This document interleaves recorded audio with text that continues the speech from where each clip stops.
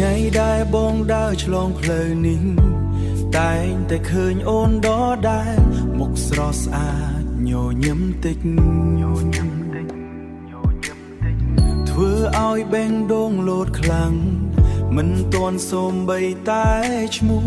តែបងបែរចាំមុខអូនបានគ្រាន់តែឃើញមួយផ្លែតប៉ុណ្ណោះក៏មានកម្លាំងពេញមួយថ្ងៃតើការជួបអូនរាល់ថ្ងៃជានិស្ស័យមែនទេមនុស្សច្រើនក្នុងโลกនេះមិនបាននិយាយអ្វីសោះតែចិត្តបងនឹកអូនរាល់ថ្ងៃបើនេះមិនហៅថានិស្ស័យ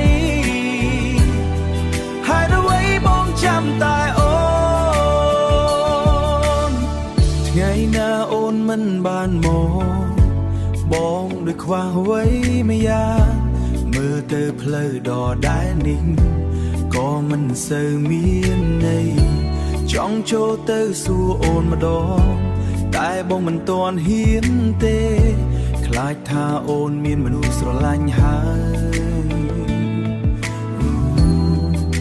យបងគិតទៅម្នាក់ឯងបើថ្ងៃណាមួយយើងបានស្គាល់គ្នា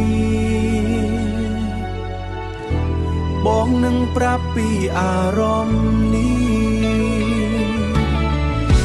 បងនឹងប្រាប់ពីអារ